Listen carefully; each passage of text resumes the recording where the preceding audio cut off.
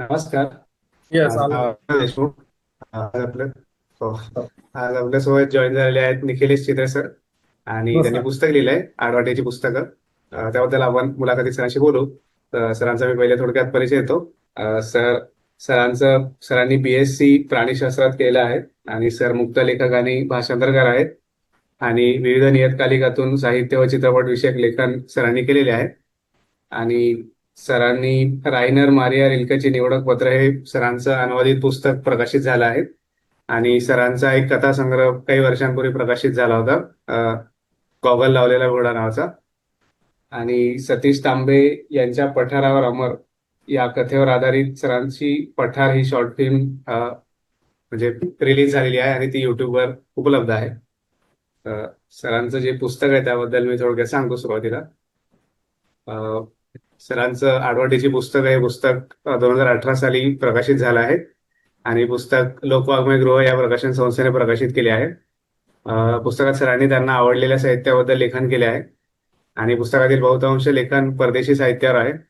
थोडे लेखन भारतीय साहित्यावर आहे. आणि पुस्तकात उल्लेख केलेली बरीच पुस्तके आणि त्यांचे लेखक हे सामान्य वाचकांना माहीत असण्याची शक्यता कमी आहे, म्हणजे किमान मला तरी असं वाटतं. तर याबद्दल आपण बोलू मुलाखतीत. तर सर, थँक्यू, तुम्ही मुलाखतीला होकार दिलात आणि जॉईन झालात. थँक्यू धन्यवाद. हो. आणि सर, आपण सुरुवात अशीच करू, म्हणजे तुम्हाला म्हणजे साहित्य वाचनाची तुम्हाला आवड कधी आणि कशी निर्माण झाली? तर तुम्ही सुरुवातीला पुस्तकाच्या थोडं लिहिलंय त्याबद्दल.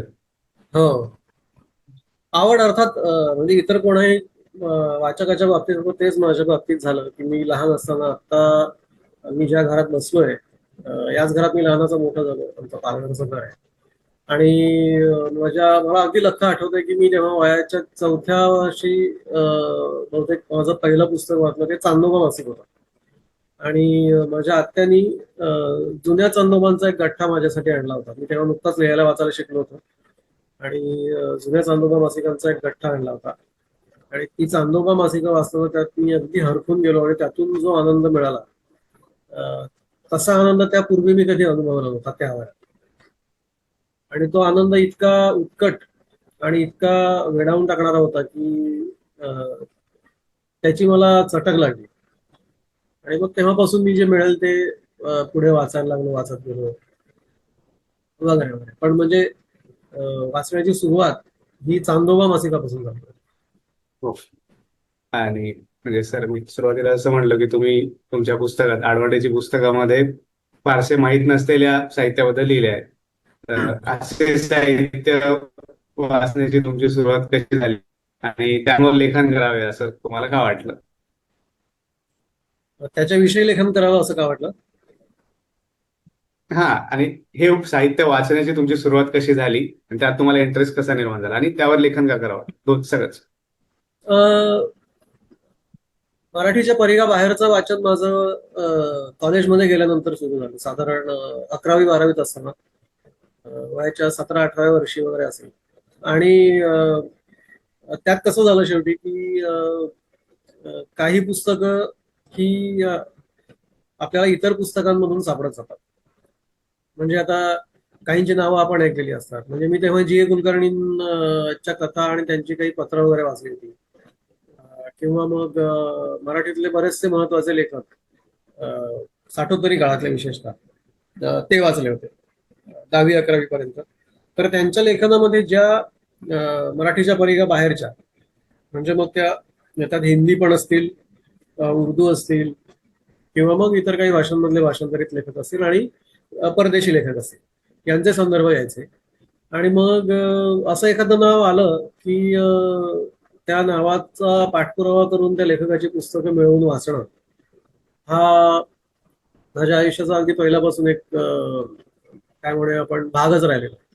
की एखादा नवा लेखक सापडला आणि तो लेखक आपल्यासारखा आहे, आपल्यासारखा म्हणजे आपल्याला आवडेल असा, आणि ज्या लेखकाची संवेदनशीलता ही आपल्या संवेदनशीलतेशी मिळती जुळती आहे असं आपल्याला वाटतं, असा जर लेखक आहे असं लक्षात आलं, तर त्या लेखकाची सगळी उपलब्ध पुस्तकं मिळवून वाचणं हे अपरिहार्य होऊन बसतं. तर तसं माझं कॉलेजमध्ये असं झालं होतं की तेव्हा जे मराठी लेखक मी तोपर्यंत वाचले होते त्या लेखकांच्या लेखनामध्ये काही पाश्चात्य लेखकांची नावं वारंवार यायची. त्यात काफका होता, सार्त्र होता, कामू होता, कुंदेरा होता, हे सगळे लेखक होते. तर इटालो काल्विनो होता, ओर्खे लुई बोर्खेस होता. तर हे लेखक मी तोपर्यंत अजिबातच वाचलेले नव्हते, पण असं वाटायचं की या लेखकांची नावं जी सारखी सारखी येत आहेत आपल्या काही इतर आवडत्या मराठी लेखकांच्या लेखनात, तर हे लेखक आपण वाचलेच पाहिजे. त्यामुळे मग ती पुस्तकं मिळवायच्या मी मागे लागलो. आणि पुस्तकांच्या बाबतीत असं होतं की तुम्हाला तुमचं एक पुस्तक आवडतं सापडलं की त्या पुस्तकामध्ये तुमच्या इतर पुस्तकांकडे जाण्याच्या अनेक वाटा दडलेल्या असतात. आणि एक लेखक तुम्हाला इतर 10 लेखकांकडे घेऊन जात असतो. तर असंच प्रत्येक वेळेला होत गेलं. आणि तोपर्यंत म्हणजे जोपर्यंत माझे हे सगळे लेखक वाचून झाले तोपर्यंत आपल्याकडे इंटरनेटचं युग आलेलं होतं. आणि हो. इंटरनेटमुळे तर खूप मोठं एक मोठा समुद्र माझ्या पुढे खुला झाला. माझ्या पुढे म्हणजे माझ्यासारख्या अनेकांपुढे, की ज्यामुळे जगभरातले, जगाच्या कानाकोपऱ्यातले, आपल्या देशातले, आपल्या देशाच्या कानाकोपऱ्यातले, दुर्लक्षित, अलक्षित, न वाचलेले, फारसे माहीत नसलेले असे लेखक सापडायला खूप मोठी मदत झाली. आणि हा मला असं वाटतं पिंडाचाही भाग असतो. म्हणजे माझा सुरुवातीपासूनचा कल हा कोणाला फारसं माहिती नसलेलं काही वाचण्याचा, ते शोधण्याचा, ते मिळवण्याचा असा आहे. त्यामुळे तो माझा पिंड असल्यामुळे माझी म्हणजे आडवाट हा माझा पिंड आहे पुस्तकाच्या बाबतीतली तरी, की जे फारसं कोणीच वाचलेलं नाही, फारसं कोणालाच माहित नाही, आणि जे चांगलं आहे, सकस आहे, आणि जे वाचायला हवं असं आहे, ते मिळवून वाचणं, यात एक वेगळ्या प्रकारचा आनंद मला मिळायचा आणि आजही मिळतो. त्यामुळे मग मी इतर पुस्तकं तशी शोधत गेलो, की जी इतर पुस्तकांमधून मला पुढच्या पुस्तकातल्या पुस्तकाच्या खुणा सापडत गेल्या. आणि असं करत करत वाटांना फाटे फुटत गेले. त्यामुळे आणि अशी नवीन नवीन पुस्तकं मिळत गेली. हा, आणि त्यांच्यावर लेखन करावं असं तुम्ही म्हणजे त्याची सुरुवात कशी झाली? त्याचं कारण असं होतं की माझा जो मित्रपरिवार होता तोपर्यंत, तर त्या मित्रपरिवारामध्ये असं कोणी नव्हतं की ज्याला वाचण्याची आवड असेल. आणि मला हे वाचल्यानंतर ते सगळं जे वाचलंय ते कोणाला तरी खूप सांगावं असं वाटायचं.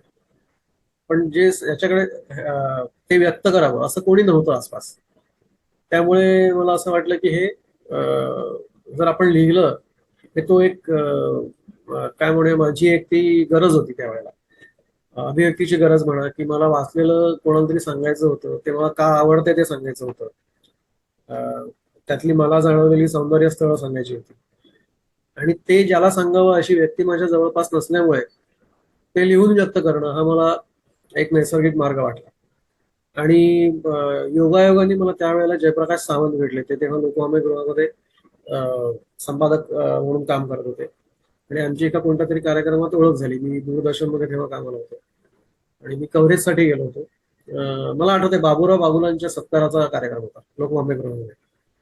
आणि तिथे मला जयप्रकाश सावंत भेटले. त्यांच्याशी बोलता बोलता ते मला म्हणाले की अरे, तू हे सगळं जे वाचतोयस तर तू आपलं वाङ्मय वृत्त या सदरात लिहित का नाहीस? आणि मी आनंदाने तयार झालो. आणि त्या सदराला आडवाटेचे पुस्तक हे नाव सतीश काळसेकरांनी सुचवलं. आणि पुढची एक साधारण 2.5 ते 3 वर्ष मी ते सदर लोकवाङ्मय गृहाच्या आपलं वाङ्मय वृत्त या नियतकालिकातून चालवत होतो. तेच लेख आणि इतर काही लेख एकत्र येऊन पुढे हे पुस्तक झालं, आडवाटेचे पुस्तक. आणि सर, तुम्ही आता बोललाच की परदेशी साहित्य तुम्ही वाचत गेला, तर मराठी साहित्याशी तुलना करता परदेशी साहित्यात तुम्हाला म्हणजे असं प्रकर्षाने जाणवणारं की वेगळे पण काय वाटतं तुम्हाला? मराठी साहित्याच्या बाबतीत एक गोष्ट मला जी ठळकपणे पहिल्यापासून जाणवत आणि खटकत आलेली आहे ती ही, की मराठी कल्पित साहित्यावर, ज्याला आपण फिक्शन म्हणतो, त्याच्यावर पहिल्यापासून आणि विशेषतः साठोत्तरी काळानंतर सामाजिक वास्तववादाचा खूप जास्त पगडा आहे. आणि सामाजिक वास्तववाद हा आपल्या लेखन संस्कृतीत इतका घट्ट रुजलेला आहे की सामाजिक वास्तववादा पलीकडे जाऊन जर कोणी काही लिहू पाहिलं तर एकतर त्याच्यावर टीका होते, त्याला वाईट टाकलं जातं, किंवा त्याची म्हणावी तशी पुरेशी गंभीर दखल घेतली जाते. सर, एकदा तर सामाजिक वास्तववादाबद्दल म्हणजे त्याची व्याख्या सांगू शकाल थोडक्यात, म्हणजे सामाजिक कोणाला माहित वास्तववाद नसेल? म्हणजे आपल्या अवतीभोवती जे घडत असतं आणि आपण जे रोजचं आयुष्य जगत असतो, आपण ज्या समाजात वावरत असतो त्या समाजात मुळे आपल्याला आलेले काही अनुभव असतात. आणि त्या अनुभवांचा आपल्या आयुष्यामध्ये काही एक सहभाग असतो. हे लेखनातून व्यक्त करणारा जो दृष्टिकोन आहे तो सामाजिक वास्तववाद, की सामाजिक वास्तवाचं चित्रण करण्याला प्राधान्य देणारं लेखन असं आपण त्याला म्हणू शकतो. तर ते मराठीत 60-70 दशकानंतर खूप घट्ट होत गेलं आणि दुर्दैवासमेत ते असायला काहीच हरकत नव्हती. पण त्याला समांतर असे दुसरे अनेक प्रवाह जे मराठीत रुजू शकले असते किंवा यायला काही हरकत नव्हती ते त्यामुळे आले नाही. इतका सामाजिक वास्तवात बोकाळला आणि मराठी लेखकांच्या बोकांडी बसला. त्यामुळे हे इतर भाषांमधल्या लेखनामध्ये दिसत नाही, कल्पित लेखनामध्ये. म्हणजे आणि हिंदीमध्येही ते काही प्रमाणात आहे, पण जर आपण इतर भाषांमध्ये बघितलं, तमिळ किंवा मल्याळम सारख्या भाषांमध्ये किंवा अलीकडच्या उर्दू साहित्यामध्ये, परदेशामध्ये तर नक्कीच सामाजिक वास्तववाद एवढा प्रभावी नाही. म्हणजे हे देशाप्रमाणे बदलू शकतं, पण विशेषतः युरोप आणि पूर्व युरोपमध्ये सामाजिक वास्तववादाबरोबरच अतिवास्तववाद, जादुई वास्तववाद किंवा परिकथात्मक वास्तव मांडणारं लेखन, लोककथांचा आधुनिक अन्वयार्थ लावणारं लेखन असं खूप झालेलं आहे.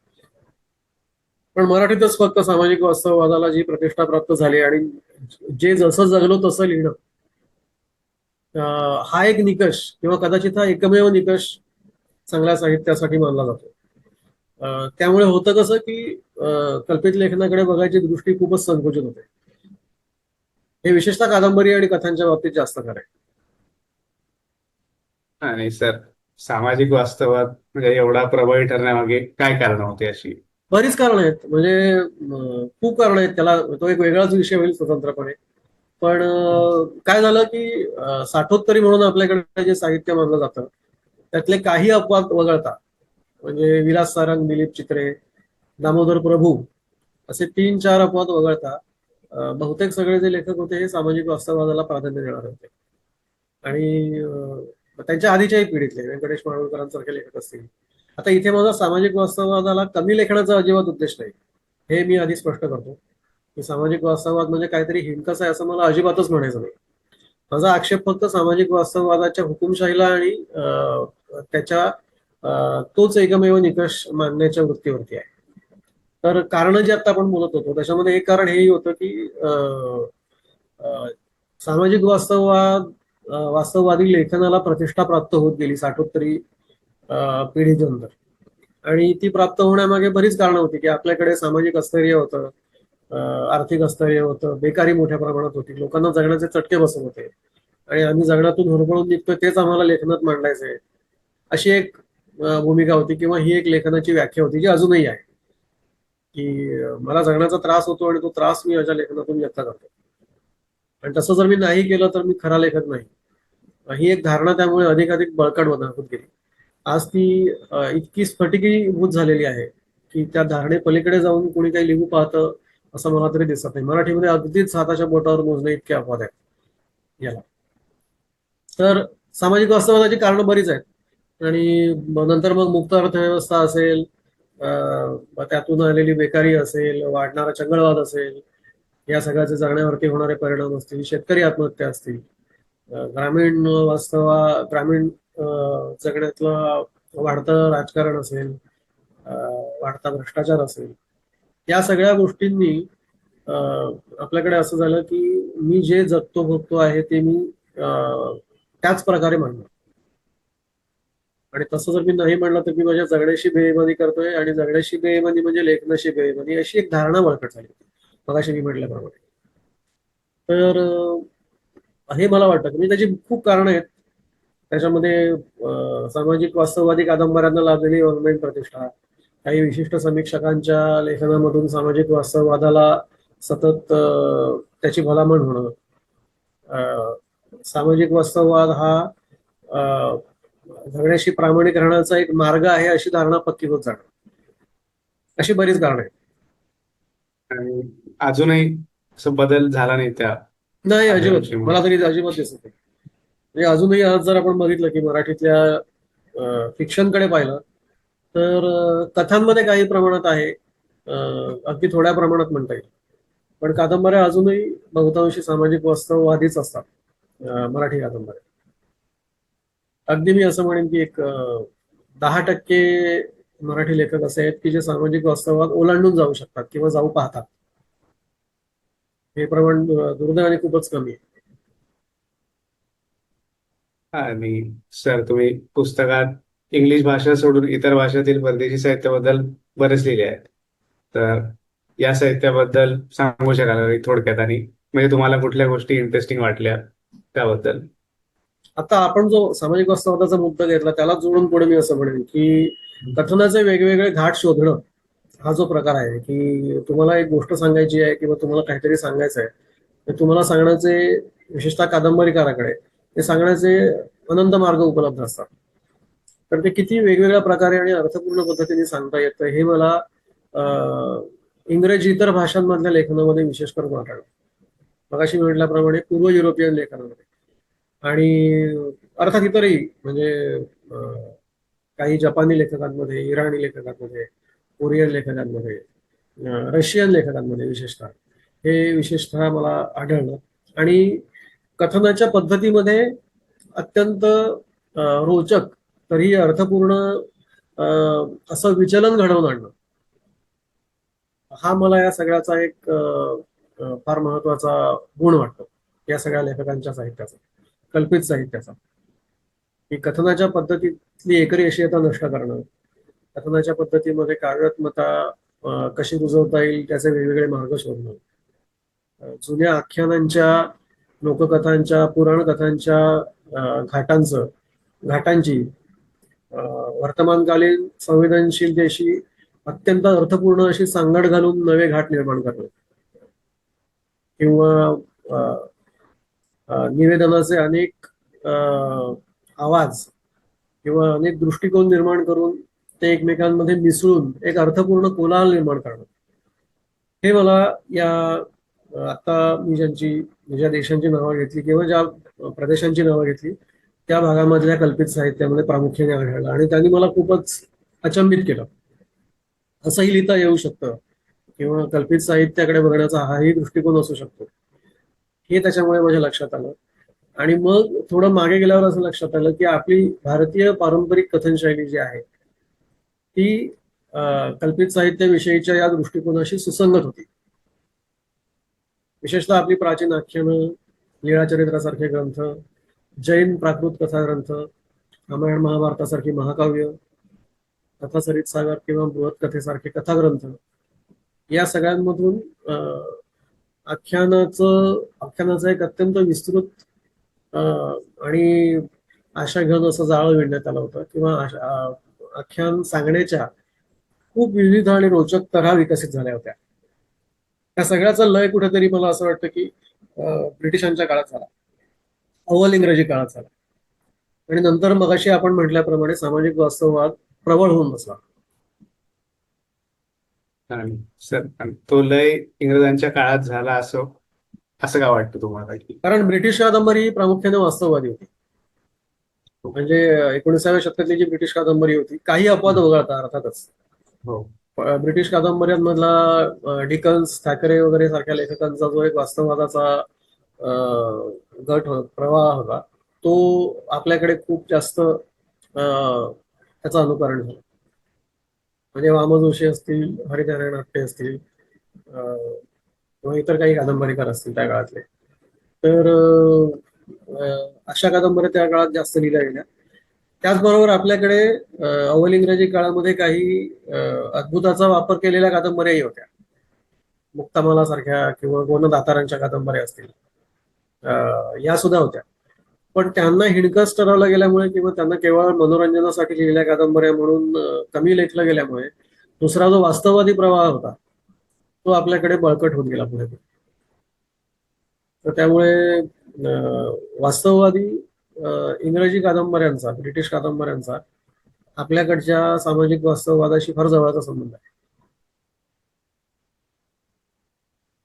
आणि सर, म्हणजे कथात्मक साहित्य आयुष्याबद्दलची कुठली सत्य मांडू शकते जे नॉन फिक्शन मधून मांडणं अवघड असतं असं तुम्हाला वाटतं?